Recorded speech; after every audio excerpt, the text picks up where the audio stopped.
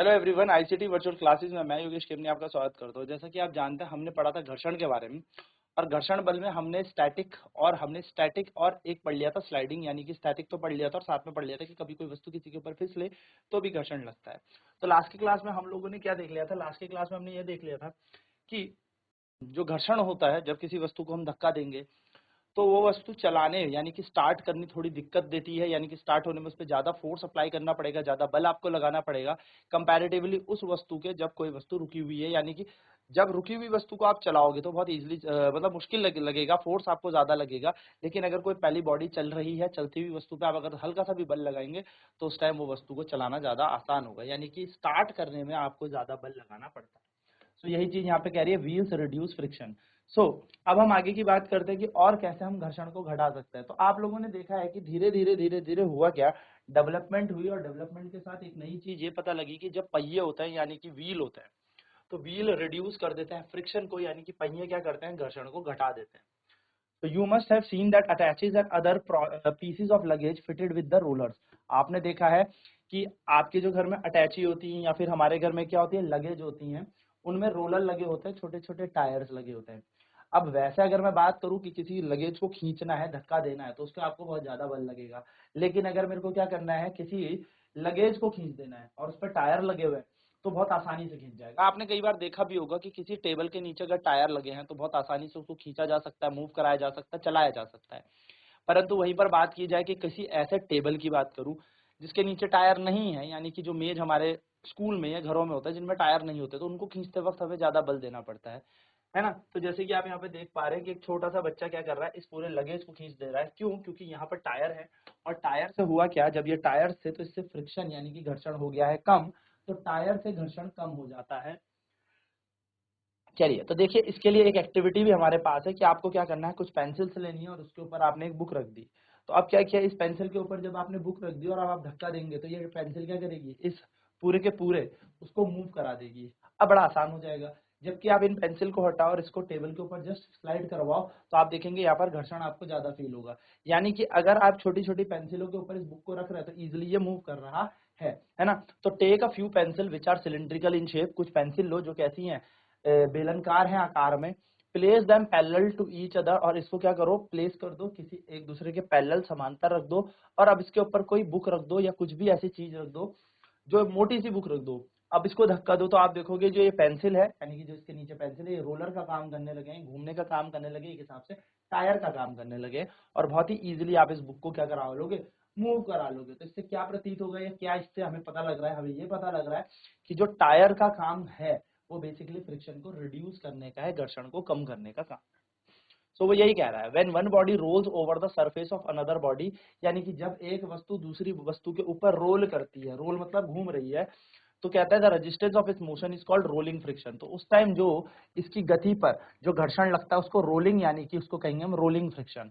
और रोलिंग से क्या हो जाएगा, घर्षण कम हो जाता है। यानी कि जब कोई बॉडी रोल करती है तो रोल करने से क्या हो जाएगा, फ्रिक्शन कम हो जाएगा, घर्षण कम हो जाएगा। So it is always easier to roll than a slide of body over another. तो हमेशा याद रखना, किसी वस्तु को रोल यानी कि टायर होंगे तो वो इजीली चल जाएगी, किसी के ऊपर घिसने से बेटर है। यानी कि किसी वस्तु को स्लाइड कराने में ज्यादा बल लगेगा, फोर्स लगेगा, कंपैरेटिवली उसमें रोलर है तो रोलर से बहुत इजीली वस्तु चल जाएगी। That is the reason it is convenient to pull luggage fitted with roller. तो इसीलिए कह रहे हैं कि ये कन्वीनियंट होता है कि आप बहुत आसानी से क्या करें, किसी लगेज पे अगर हमारे पास रोलर है तो हम उसको बहुत आसानी से खींच सकते हैं, उसे चला सकते हैं। Can you now understand why the wheel is said to be one of the greatest invention of the mankind. और इसीलिए हम जो पहिया है उसको कहते हैं ये मानव जगत की सबसे बड़ी एक इन्वेंशन है, एक बहुत बड़ी खोज है। Since the rolling friction is smaller than the sliding friction, जैसे कि आपने देखा ही है कि रोल करने में कम घर्षण लगता है, यानी कि वस्तु बहुत अच्छे से चल जाएगी स्लाइडिंग के comparison. Sliding is replaced in most machine bye rolling by the use of ball bearing. तो हुआ क्या, स्लाइडिंग जो है वो कुछ मशीनों में यूज की जाती थी पहले, तो उससे होता था घर्षण बहुत ज्यादा। तो इन्होंने बेरिंग का यूज किया और बेरिंग करके क्या किया, अब बहुत आसानी से क्या ये वस्तुएं चलने लगेंगी। तो कॉमन एग्जांपल है हमारा, जैसे बॉल बेयरिंग हम यूज करते हैं जिससे एक्सल और सीलिंग फैन या बाइसाइकिल्स के अंदर, एक्सल जो हमारी गाड़ी के एक्सल्स हो गए, सीलिंग फैन के एक्सल्स हो गए यानी कि जो पंखा है उसके एक्सल हो गए, फैन यानी कि पंखे हो गए, और बाइसाइकिल के भी अंदर क्या होता है, यानी कि साइकिल के टायर के अंदर भी बेरिंग होती है, जिससे कि अब हमारे पास रोलिंग हो, रोलिंग से बहुत ही आसानी से क्या हो जाए, फ्रिक्शन को घटाया जा सके। ठीक है, तो इस तरीके से आपने यहाँ पर देखा होगा कि क्या देखने को मिलेगा आपको, ये बेरिंग देखने को मिलती है। तो इनको बॉल बेरिंग्स कहते हैं और इनको बेरिंग्स कहते हैं। तो देखो बॉल बेरिंग्स रिड्यूसेस फ्रिक्शन, तो ये क्या करते हैं, घर्षण को घटा देते हैं। ठीक है, चलिए फटाफट इसे नोट डाउन कर लेते हैं।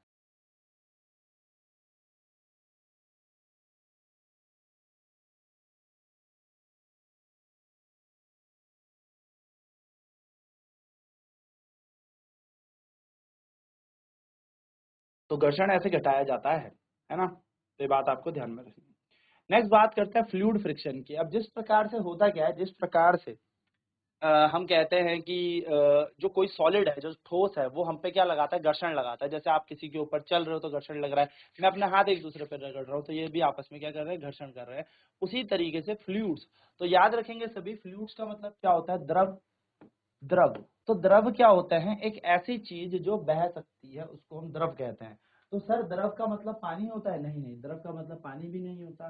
सर द्रव का मतलब तेल होता है, नहीं, तेल भी नहीं होता। द्रव का मतलब जो चीज प्रवाह कर सके, बह सके, यानी कि बहने वाली चीजों को हम द्रव कहेंगे। तो द्रव में बहने वाली कौन कौन सी चीजें, बिल्कुल लिक्विड हमारे पास है, तरल हमारे पास है, पानी है, तेल है, कुछ भी हो, ये बह सकते हैं। सिमिलरली अगर मैं बात करूं तो वायु, हवा, एयर जो है, ये भी एक तरीके का द्रव है, यानी कि एयर यानी कि वायु भी हमारा द्रव है। तो जो चीजें प्रवाह कर सकती है, चाहे वो लिक्विड हो चाहे गैसेज हो, यानी कि तरल हो चाहे गैस हो, प्रवाह कर सकती है, इसका मतलब वो क्या है, वो है हमारे पास फ्लूइड। तो द्रव भी हमें क्या लगाते हैं, हम पर एक हिसाब से फ्रिक्शन लगाते हैं। तो yes, you know that air is very light and thin, it exert frictional force on an object moving through it. तो एयर जो है बहुत ही पतली है और बहुत ही हल्की चीज है, फिर भी ये घर्षण बल लगाती है जो भी वस्तु इस पे चलता है। तो similarly water and other liquid exerts friction force when object move through them. और इसी प्रकार से क्या होता है, जो हमारे तरल में लिक्विड होते हैं, लिक्विड हमारे तरल होता है, वो भी घर्षण बल लगाते हैं और घर्षण से क्या करते हैं, जो भी वस्तु उनसे चलती है उन पे घर्षण लगाते हैं। तो साइंस में the common name of the gases and liquid, यानी कि हम अगर साइंस की बात करें, विज्ञान की बात करें, तो जो सॉलिड सॉरी जो गैसेज और लिक्विड है, यानी कि जो गैस है और तरल है, उनको हम साइंस में यानी कि विज्ञान में उन्हें फ्लूइड यानी कि द्रव कहते हैं। तो द्रव का मतलब सिर्फ और सिर्फ पानी ही नहीं होता, द्रव का मतलब क्या होता है, ये सारी की सारी चीजें आपको ध्यान में रखनी है। ठीक है, चलिए छोटी छोटी सी चीजें आपको ये ध्यान में रखनी है। नेक्स्ट अगर मैं बात करूं, तो द्रव द्वारा भी सर क्या घर्षण लगता है, बिल्कुल। तो जो फ्रिक्शनल फोर्स हमें कौन लगाते हैं, फ्लूइड्स लगाते हैं, उसको ही हम ड्रैग कहते हैं। तो frictional force by fluid, fluid मतलब लिक्विड अगर आप पे कोई घर्षण बल लगा रहा है, यानी कि कोई तरल आपके ऊपर घर्षण बल लगा रहा है, कोई गैस आपके ऊपर घर्षण बल लगा रही है, तो आप ध्यान दें उसको हम ड्रैग कहते हैं। क्या कहते हैं, ड्रैग। तो frictional force of an object in the fluid depends upon the speed with which respect to the fluid, यानी कि हमें पता लगेगा कि वस्तु कितनी तेजी से उस चीज में चल रही है, घर्षण बल उस पर निर्भर करता है। जैसे पानी में मैं तैर रहा हूं, तो मैं जितनी ज्यादा स्पीड से तैरूंगा उतना ज्यादा मुझ पर घर्षण बल लगेगा पानी के द्वारा, आप ऐसे समझ सकते हो। यानी कि घर्षण बल किस पे निर्भर कर रहा है, मेरी स्पीड पे, कि मैं उस फ्लूइड के अकॉर्डिंग कितनी स्पीड में चल रहा हूँ। अच्छा, रुका हुआ पानी होगा तो उसमें आपको घर्षण बल कम लगेगा, अगर आप एक रुके हुए पानी में या एक स्विमिंग पूल में तैर रहे हैं, ठीक है।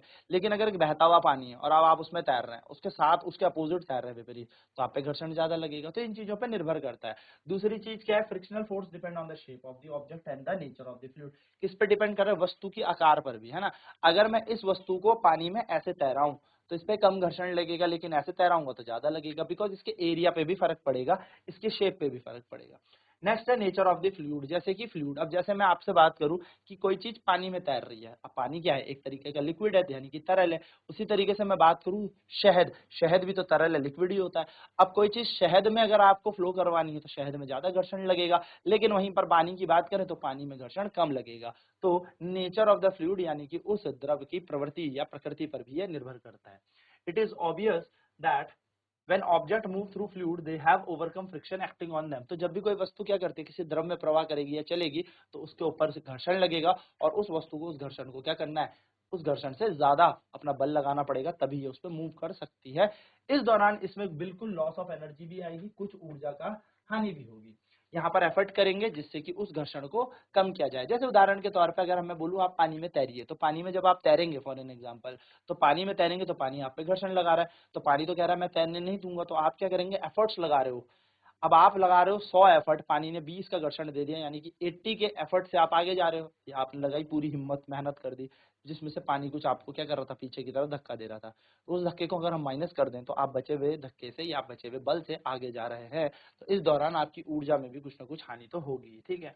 So object are given special shape, इसलिए क्या करते हैं हम, वस्तु को एक प्रकार का स्पेशल शेप देते हैं, आकार देते हैं, एक विशिष्ट आकार। इस विशिष्ट आकार से होता क्या है, और ये आइडिया आया कहाँ से? अब साइंटिस्ट को सपने में तो आया नहीं होगा कि अच्छा हमें तो ऐसा शेप बना देना चाहिए हवाई जहाज का, है ना। तो साइंटिस्ट को जो ये आइडिया आया स्पेशल शेप का, यानी कि विशिष्ट आकारों का, ये आकारों का आइडिया आया नेचर से, यानी कि प्रकृति से।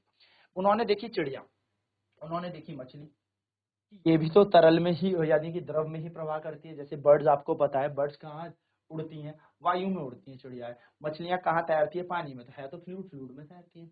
तो इनकी बॉडी किस शेप की है जिससे ये आराम से अपनी कम एनर्जी लॉस होते हुए इस फ्रिक्शन फोर्स को ओवरकम कर ले, ये उसी की बात हुई है। तो जैसे आपको यहाँ पर एक डायग्राम में दिखाऊं, तो डायग्राम आप देखिए, एरोप्लेन का डायग्राम देखिए, तो कुछ कुछ डायग्राम एरोप्लेन का आपने किससे मिलता जुलता देखा होगा, बर्ड जैसे। तो हवाई जहाज जो है वो सेम टू सेम चिड़िया के आकार जैसा इन्होंने सोच के बनाया। क्या फायदा हुआ इससे? इससे ये देखा गया कि चिड़िया भी तो घर्षण बल को कम करके अपने आप को उड़ा रही है। सेम टू सेम हम प्लेन भी इस तरीके से ड्रॉ करिए, प्लेन भी इस तरीके से बनाए कि इजीली मूव कर सके, ठीक है। तो ये शेप इनका इस तरीके से होता है जिससे कि ये फ्लूइड फ्रिक्शन को कम कर सके, यानी कि घर्षण बल को कम कर सके। चलिए नोट करेंगे इस पॉइंट को।